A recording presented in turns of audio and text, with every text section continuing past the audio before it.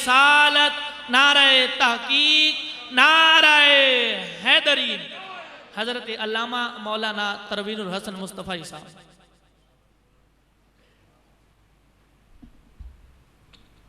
रब्बिल आलमीन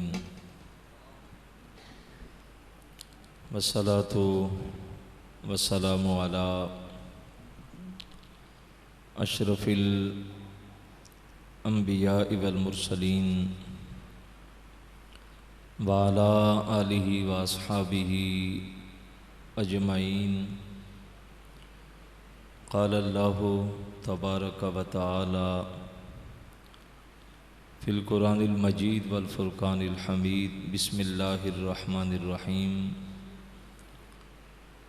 अल्लज़ी ख़लक़ल मौत वल हयात लियब्लुवकुम अय्युकुम अहसनु अमला। सदक़ल्लाहुल अज़ीम।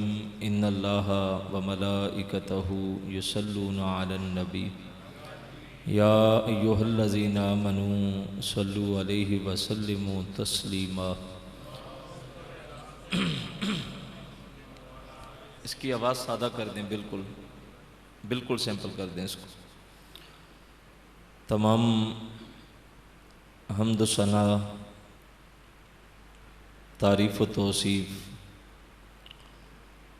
अल्लाह जल्ला मजदुहुल करीम की ज़ात बाबरकत के लिए, जो खालिक कायनात भी है और मालिक अर्ज़ो समावात भी। उसकी तारीफ़ और तौसीफ़ के बाद हुज़ूर नबी अकरम नूर मुजस्सम, नबी मुकर्रम, रसूल मुहतशम, हुज़ूर ख़त्मियुल मर्तबत अहमद मुज्तबा हज़रत मुहम्मद मुस्तफ़ा अलैहि तहय्यत व सना के दरबार दुर्रेवार गोहरबार में बसत इज़्ज़ो नयाज़ तोहफ़े दुरूद व सलाम पेश करने के बाद, मुअज़्ज़ज़ मोहतरम हाज़रीन व सामीन, अस्सलामु अलैकुम व रहमतुल्लाहि व बरकातुहू। आज की ये तक़रीब इसाले सवाब के हवाले से मुनक्किद की गई। अल्लाह की बारगाह में दुआ है कि अल्लाह इसका एक एक लम्हा अपनी बारगाह में कबूल और मंजूर फरमाए। मरहूम की कब्र पे करोड़ों रहमतों का नुज़ूल फरमाए। उन्हें कब्र में करवट करवट अल्लाह जन्नत की बहारें नसीब फरमाए। इख्तिसार के साथ में चंद बातें आपके गोश गुजार करके वक्त मुकर्ररा पे इंशाअल्लाह इस प्रोग्राम का इख्तिताम करेंगे। इस कबील के जितने भी प्रोग्राम मुनअक्किद होते हैं, नाम उसको आप कोई भी दे सकते हैं। कुल का नाम दे दें, 10वें का नाम दे दें, चहलम का नाम दे दें, सालाना बरसी का नाम दे दें, दुआया तकरीब का नाम दे दें। लेकिन बुनियादी तौर पर इन इज्तिमाआत के 3 मकसद होते हैं जिनके लिए हम इन प्रोग्रामों को मुनअक्किद करते हैं। बुनियादी 3 मकासद होते हैं। पहला मकसद होता है मरने वाले के लिए दुआए मग़फ़िरत का। मेरे और आपके यहाँ आने का जो बुनियादी मकसद है वो है जाने वाले अपने बुज़ुर्गों के लिए दुआए मग़फ़िरत करना। अल्लाह के महबूब अलैहिस्सलातु वस्सलाम ने इरशाद फरमाया, मल मय्यतु फ़िल क़ब्र इल्ला कल ग़रीक़िल मुतग़व्विस। फरमाया मैयत का हाल कब्र में डूबने वाले शख्स की तरह होता है। जैसे कोई पानी में डूब रहा हो तो गोते खा रहा होता है और उसकी ख्वाहिश होती है कि मैं कोई ऐसी चीज़ हाथ में लग जाए कि मैं डूबने से बच जाऊं और निकल जाऊं। अल्लाह के महबूब अलैहिस्सलाम ने इरशाद फरमाया, कब्र के अंदर मैयत का हाल भी डूबने वाले शख्स की तरह होता है, लेकिन डूबने वाला तो हाथ पांव मारता है, कुछ सहारा मिले और मैं डूबने से बच जाऊं। लेकिन फरमाया जो कब्र में होता है यंतज़िरु दावा, वो कब्र में दुआओं का इंतज़ार करता है। इतने बेटे छोड़ के आया, इतनी बेटियां छोड़ के आया, इतनी अच्छी संगतें में छोड़ के आया, कोई है जो मेरे लिए दुआए मग़फ़िरत करे। इसीलिए किसी ने कहा था कि आज सोच ले अंजाम अपनी तोता चश्मी का, कल तुझको भी ज़रूरत होगी कब्र में दुआओं की। आज कोई हमारी दुआओं का इंतज़ार कर रहा है तो हमें नहीं भूलना चाहिए कि कल को ये वक्त हमारे ऊपर भी आने वाला है। लोग बैठे होंगे और हम उस मनामन मट्टी के नीचे किसी की दुआओं का इंतज़ार कर रहे होंगे कि कोई हमारे लिए दुआ करे। तो पहला आने का मकसद हमारा यहाँ पे क्या है? दुआए मग़फ़िरत का। जो चले गए उनके लिए अल्लाह की बारगाह में दुआ करें। और एक मकाम पे फरमाया कि जिंदा लोगों की तरफ से मरने वालों के लिए जो बेहतरीन तोहफा है वो दुआ का तोहफा है।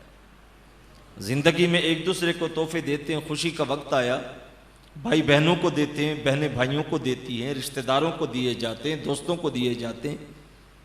फरमाया कभी तुम्हारा जी चाहे कि अपने मरने वाले को भी कोई तोहफा देना है तो फरमाया उसके लिए बेहतरीन तोहफा दुआ है। आप उसके लिए दुआ कर देंगे तो ये दुआ उसको कब्र में पहुंचेगी और इस दुआ के मिलने के ऊपर वो इतना खुश होता है कि अगर सारी दुनिया भी दी जाए तो उसको इतनी खुशी नहीं होती। दूसरा सवाल यह है कि अगर दुआ ही करना मकसूद था तो जहां फजर पड़ी थी वहां से दुआ कर लेते, दुआ फिर भी पहुंच जाती। आप कहां कहां से चल के आए हैं? मैं लंबा सफर करके आया, हजरत तशरीफ लाए, उलमा तशरीफ लाए, हम जहां फजर पड़ी थी वहां से दुआ कर देते, दुआ फिर भी पहुंच जाती। आगे जोहर के वक्त करीब होने वाला है, जोहर के वक्त में जहां नमाज पढ़ते वहां से दुआ करते, दुआ फिर भी पहुंच जाती। तो फिर सवाल है कि यहां आने का मकसद क्या है?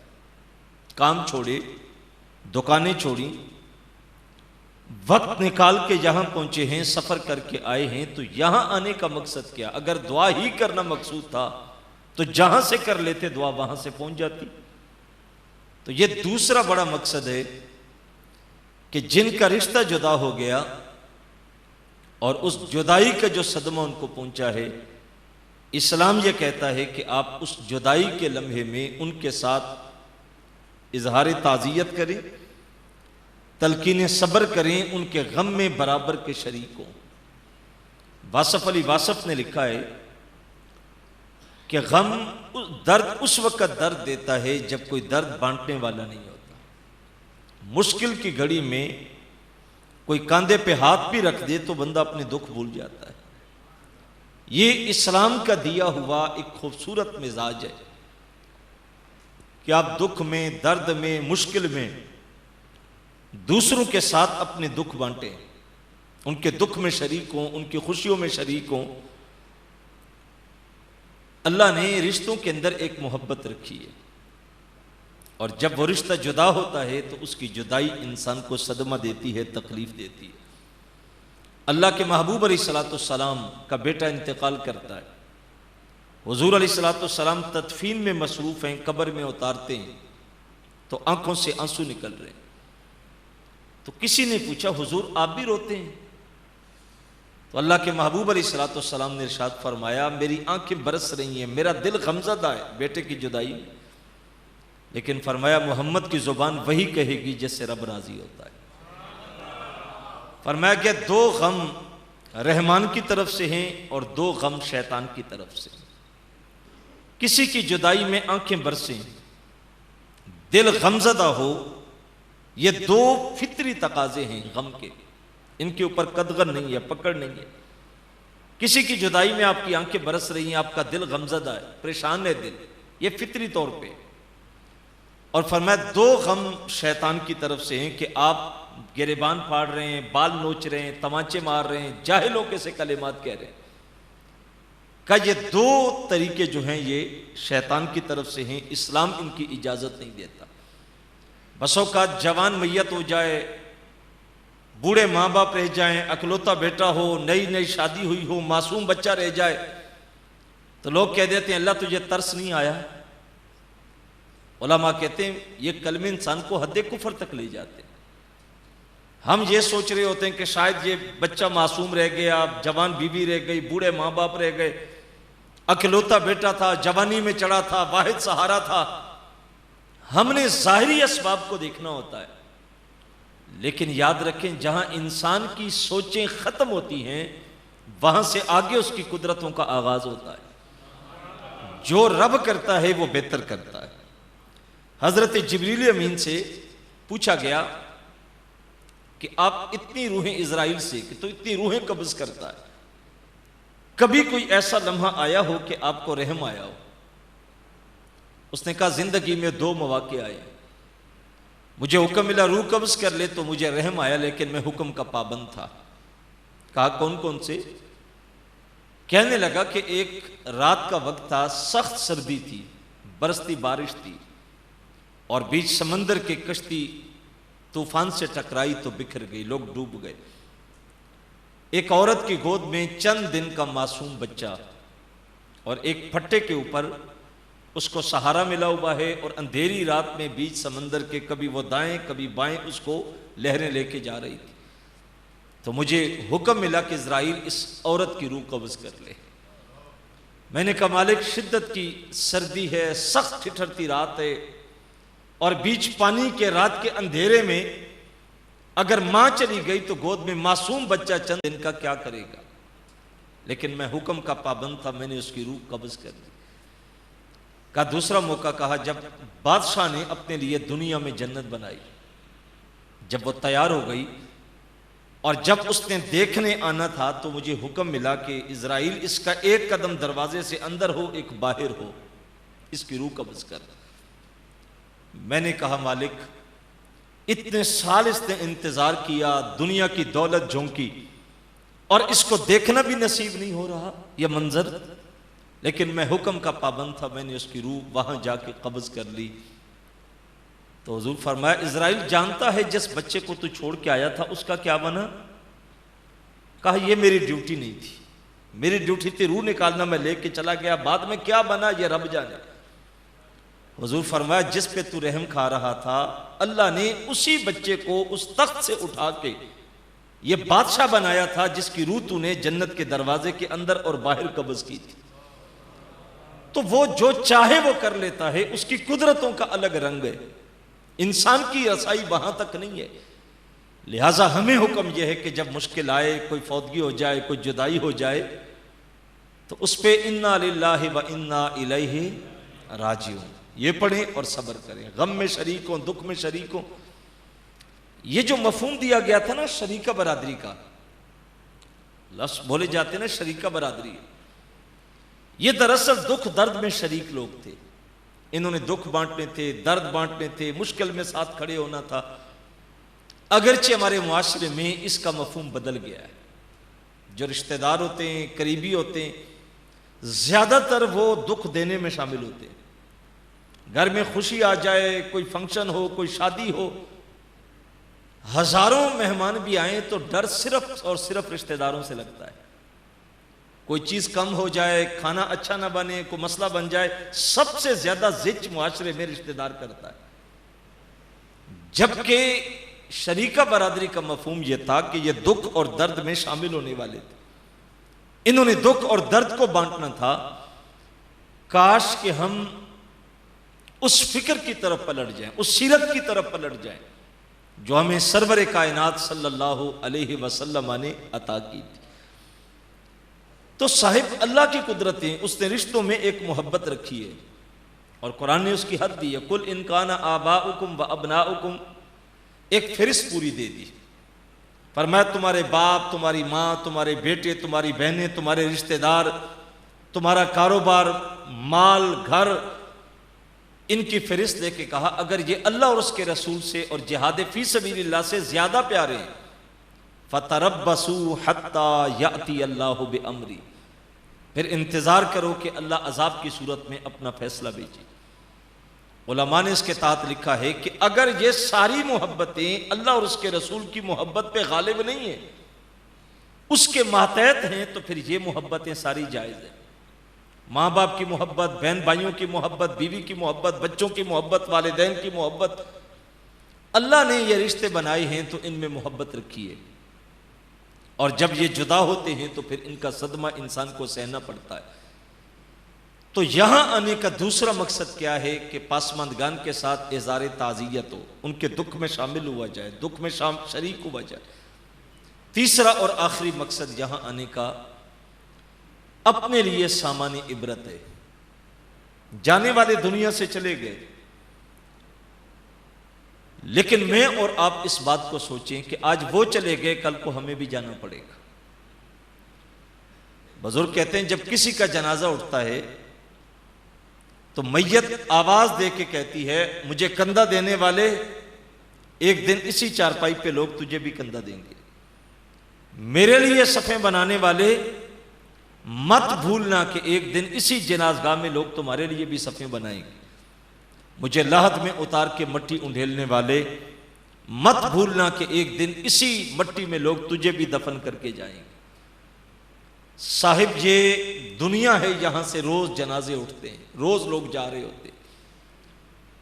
हमें यहां से इबरत देना। इमाम गजाली अलैहि रहमत फरमाते, अल्लाह ने मरने वालों के जरिए जिंदा लोगों पे एहसान किया। पूछा हजरत एहसान किस माना में?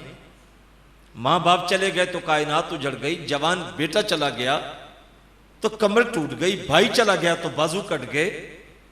अल्लाह ने रिश्तों में मोहब्बत रखी है, तो किसी की जुदाई इंसान के लिए एहसान किस माना में है? तो इमाम गजाली फरमाते एहसान इस माना में है कि एक घर में 8 लोग थे, 7 लोग थे, 5 लोग थे और इनके सामने उसकी रूह निकली है, जबकि उसकी जगह इसको भी तो उठाया जा सकता था।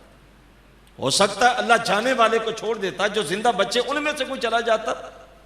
यह मुमकिन था ना, ऐसा हो सकता था, अल्लाह कर सकता था। लेकिन उसकी मैयत और उसका जनाजा और उसकी मौत, इसके लिए अल्लाह ने एक इबरत का पैगाम बनाया और इसको एक मौका संभलने का और दे दिया कि वो चला गया, कल को तेरी बारी भी आएगी, अब भी वक्त है, सच्ची तौबा करके अल्लाह से ताल्लुक जोड़ ले। ये इबरत का पैगाम होता है। उठते हुए जनाजे पैगाम इबरत होते हैं, फैली हुई कब्रें पैगाम इबरत होती हैं। साहिब मरने वालों से इबरत लेनी चाहिए, फैली हुई कब्रों से इबरत लेनी चाहिए। क्या मैं और आप देखें कि हमारा ताल्लुक अल्लाह के साथ कहीं कमजोर तो नहीं है? ये मौत, सुबह उठते हैं तो ऐलान होता है आज फलां चला गया। सुबह उठे मोबाइल ऑन करें तो कई तरह की पोस्टें आई होती हैं, फलां इंतकाल कर गया। कई व्हाट्सएप पे मैसेज आए होते हैं, इतने बजे जनाजा, इतने बजे खत्म, इतने बजे कुल, 10वां चहलम। तो ये हमारे लिए पैगाम इबरत होता है भाई। और ये भी याद रख लें कि हम असल गाफिल लोग हैं। हम ये समझ रहे होते हैं कि अभी तो हम बिल्कुल जवान हैं, अभी तो मैं सेहतमंद हूं, तो क्या मौत बीमार को आती है?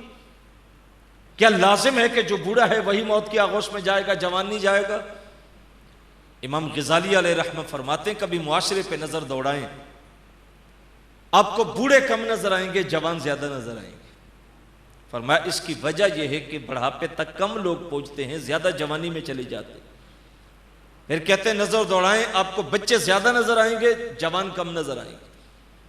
फरमाया इसकी वजह यह है कि ज्यादा लोग बचपन में चले जाते हैं, जवानी तक कम लोग पहुंचते हैं। यह उसका कानून है, कुदरत है और अटल कानून है कि जो वक्त उसने लिखा हुआ है उस वक्त पे मौत आएगी।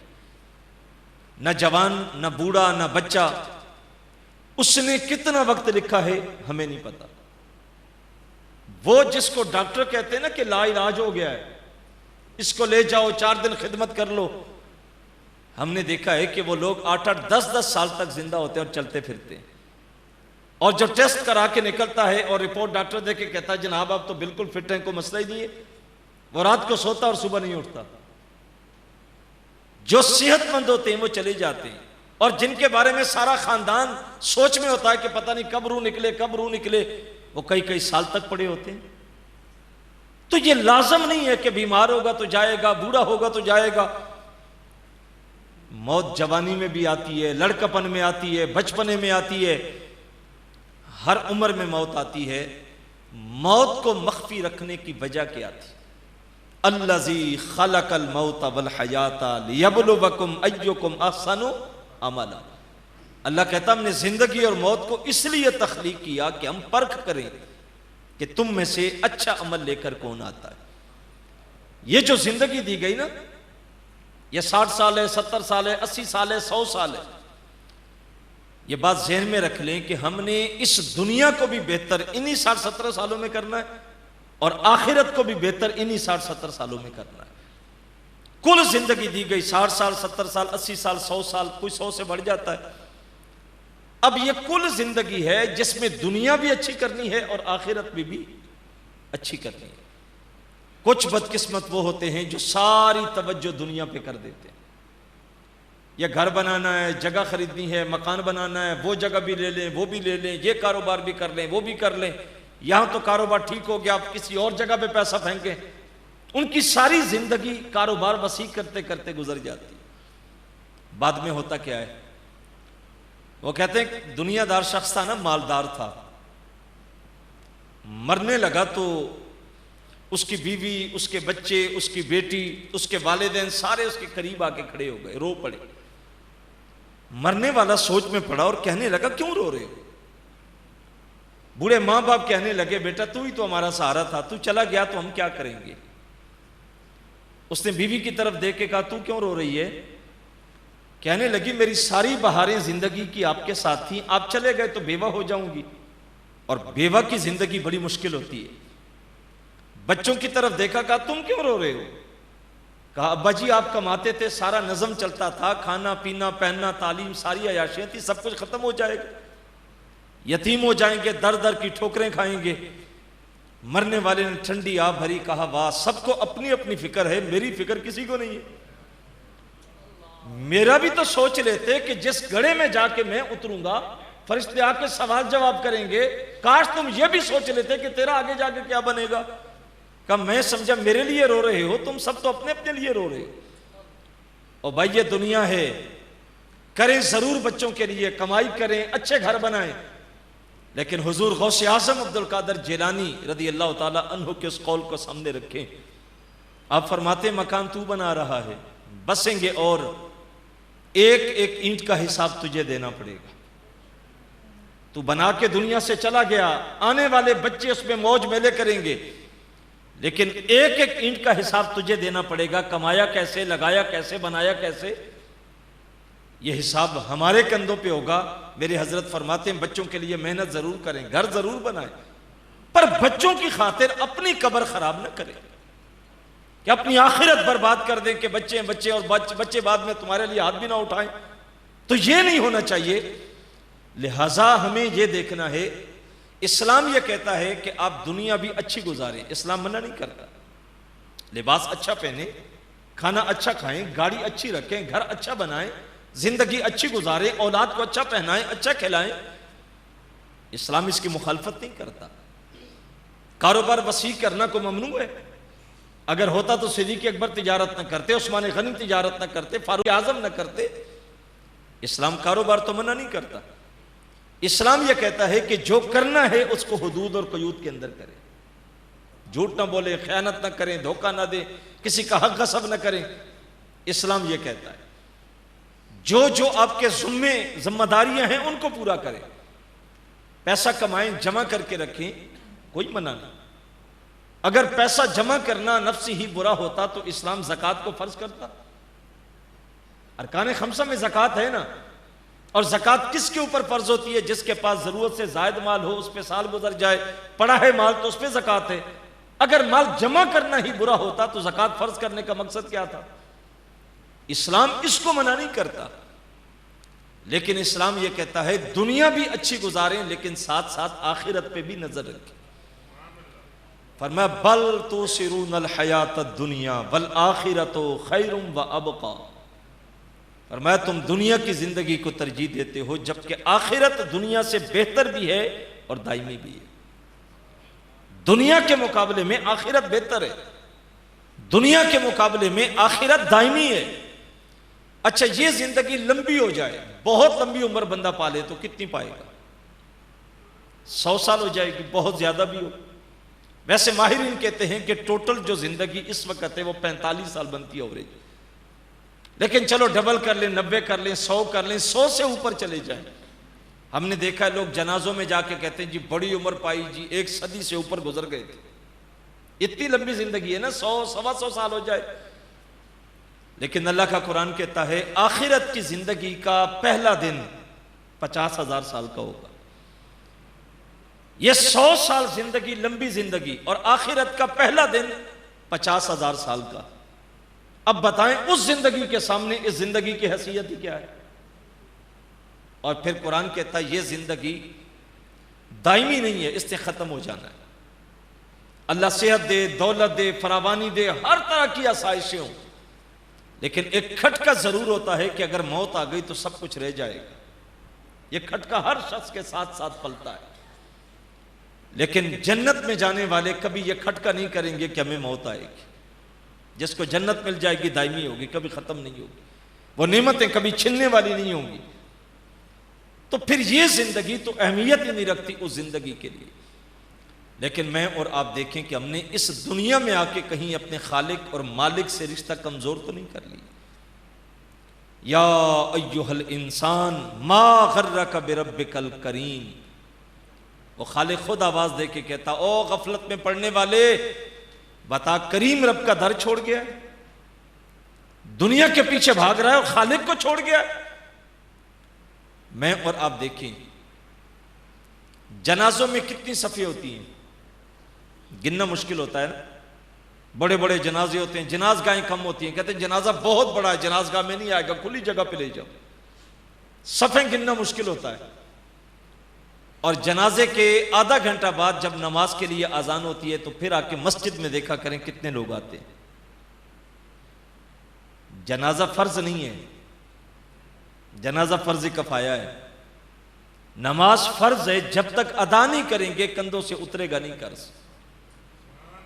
लेकिन जनाजे में जनाब दुकानें बंद हो रही हैं, कपड़े बदले जा रहे हैं, दौड़ लगी है, कहां जी बस जनाजे में पहुंचना है। जाना चाहिए, इसका यह मतलब नहीं कि नहीं जाना, लेकिन जितनी अहमियत जनाजे को देते हैं उससे ज्यादा अहमियत फर्ज नमाज को देनी चाहिए थी। अगर मैं आपसे पूछूं कि जितने लोग हम जहां बैठे हैं, फजर का वक्त गुजरा है ना, कितने लोग हैं जिन्होंने फजर पढ़ी है?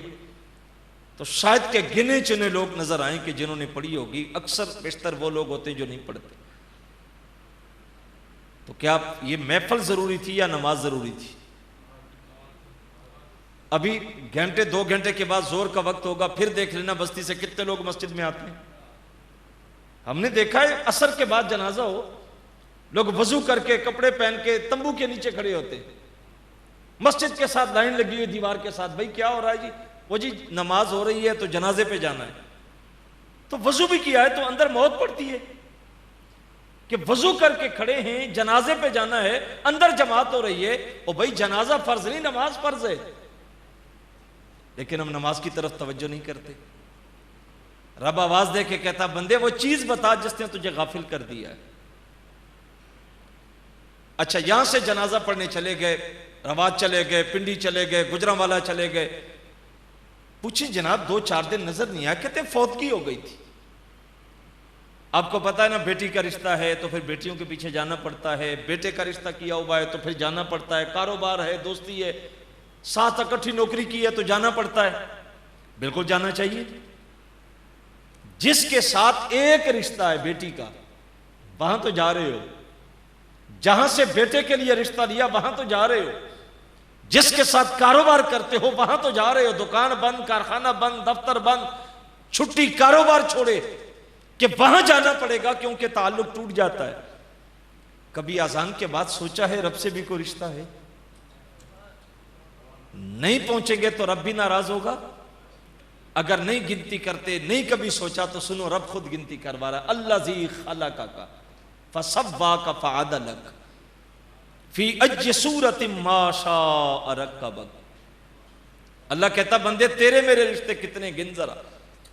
अल्लाह जी खाला का ये जिस जवानी पे बड़ा मान करता है ना, ये झंडा इसका नीचे करवाएं बच्चे का, झंडे नीचे करें बेटा, बैठे सुनने दे। कभी गौर किया इसके ऊपर? जिस आईने के सामने खड़े होके घंटों देखते हैं, कपड़े पहन के बाल संवार के देखते हैं कि मेरी तरह तो पूरी बरादरी में कोई नहीं। जब बाहर निकलते हैं तो समझते हैं कि मेरी तरह ताकतवर जवान कड़ियल खूबरू तो पूरी बस्ती में कोई नहीं। अल्लाह कहता है ये भी कभी सोचा है कि ये वजूद तुझे दिया किसने? वो चाहता तो इसके बरक्स भी बना सकता था ना यार। चलो यूं समझ लेते हैं कि तुम्हें सही बनाता, एक टांग 2 इंच छोटी कर देता। जरा सोचें, तसव्वुर करें चलते कैसे लगते। एक हाथ लंबा कर देता, एक हाथ बिल्कुल छोटा कर देता, बताओ चलते कैसे लगते। एक आंख होती, दूसरी आंख बिल्कुल बंद होती, बताओ कैसे लगते। नाक यहां से लेके यहां लगा देता, बताओ कैसे लगते। यार हाथ भी ठीक बना देता, पांव भी ठीक बना देता, आंखें भी ठीक होती, नाक भी ठीक होती, कान भी ठीक होते, सिर्फ दिमाग के पुर्जे थोड़े से ढीले कर देता। क्या कमीज पे एड्रेस लिखा ना होता, मकान नंबर फलां, गली नंबर फलां, नाम ये, बल्दियत ये, नंबर ये। कड़िया जवान है, खुबरू है, लेकिन दिमागी तवाज़न ठीक नहीं, किसी काम का नहीं है। अल्लाह ने हमें सारा वजूद ठीक दिया। आईने के सामने खड़े होकर घंटों सोचते मेरी तरह कौन है। अल्लाह कहता जरा सोच तो सही, गौर कर, तुझे तख्लीक किया किसने? अल्लाह जी खाला का तुझे तख्लीक भी किया। फसब्बा का फ़अदलक, तुझे एतदाल भी दिया, दुरुस्त भी किया कि मेरा शाहकार है कहीं बुरा न लगे। हाथ तेरे एतदाल में रखे, चेहरा तेरा खूबसूरत बनाया, आंखें तेरी उसी जगह पे रखी, देखने वाले अश कर उठते हैं यार कितना खूबसूरत मौजूद है। कभी गौर किया है? जवानी में आ गए हो, अल्लाह कहता जवानी में आके भूल गया मुझे, बचपना तो देख जरा। दुनिया में आया था तू कैसा था? न चलने के काबिल, न बैठने के काबिल, न बोलने के काबिल, न समझने के काबिल, न पकड़ने के काबिल। माँ भी सख्त ग़िज़ा खा लेती, बच्चा दूध पीता तो पेट में दर्द होता, डॉक्टर कहता माँ को सख्त ग़िज़ा नहीं खानी, बच्चा दूध पी रहा है। ये तेरी कमजोरी का आलम था। और आज तू चौधरी भी है, आज तू जट भी है, आज तू MNA भी है, आज तू पीर साहब भी है, आज तू अल्लामा साहब भी है, आज बड़े बड़े ओहदे हैं तेरे नाम के साथ लगे हुए। बाहर निकलता है तो दाएं बाएं जब वो तेरे हुजूम होता है, सीना चौड़ा करके चलता है कि मेरी तरह तो जमाने में है ही कोई नहीं। अल्लाह कहता जरा पलट के जाना पीछे, कुछ 40 साल पीछे चला जा। तू क्या था? तू तो बैठने के काबिल भी नहीं था, शिद्दत की भूख लगती, मां से 2 घूंट दूध के मांगने होते, तू बोल नहीं सकता था, तुझे रोना पड़ता था। हमारा करम देख, हमने मां को तेरा तर्जुमान बनाया, तू रोया, मां को फौरन समझ आ गई कि मेरे लाल को भूख लगी है। हमारा करम देख और अपना रवैया देख। फिर तुझे चलने का, हाथ से पकड़ के चलाना मां ने सिखाया। जरा बताना तेरी कमजोर टांगों में ताकत किसने रखी? तुझे खड़े होने का सलीका किसने दिया? तुझे चलने का सलीका किसने दिया? अब तेरा जबान का तोती बोलने लगा है, जमाना तेरे बोल सुनने के लिए बेताब होता है। आज तेरे नाम की शोहरत है, पूरे शहरों में, बस्तियों में तेरा नाम गूंजता है। बता, जब तू दुनिया में आया था तू ऐसा था? सारा दिन गलाजत में लुथड़ा होता जब तक मां उठा के धोती नहीं थी। अगर मां के दिल में मोहब्बत न रखते तेरे वजूद में कीड़े न पड़ जाते। अजीब है कि जवानी में आया, चलने के काबिल हुआ, सहने में घर तूने देखे, मुजरे तूने देखे, ग्राउंड तूने आबाद की है, क्रिकेट तूने आबाद की, मैचों में तू गया, कुत्तों की लड़ाई पे तू गया। अगर तेरे कदम नहीं उठते तो सिर्फ मेरे घर की तरफ ही नहीं उठते।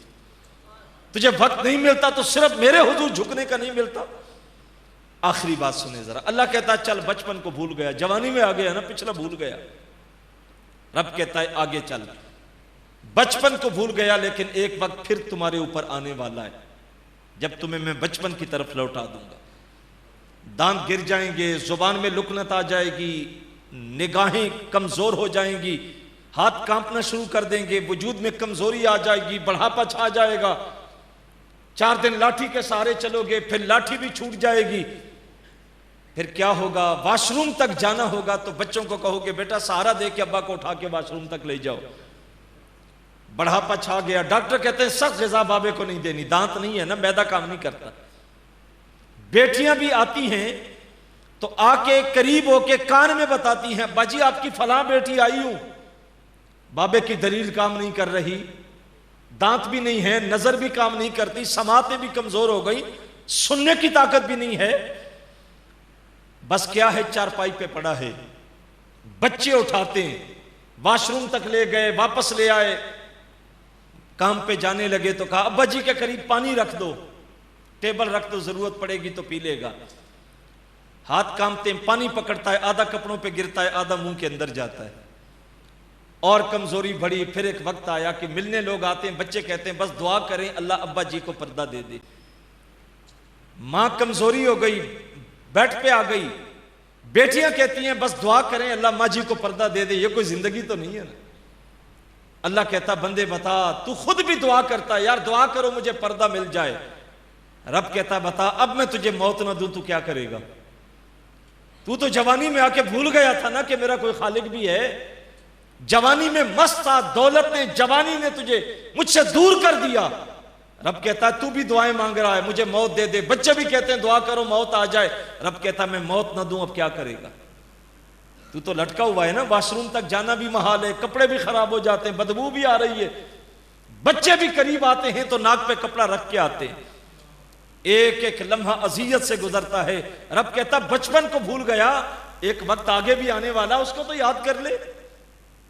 जवानी में मस्त हो गया।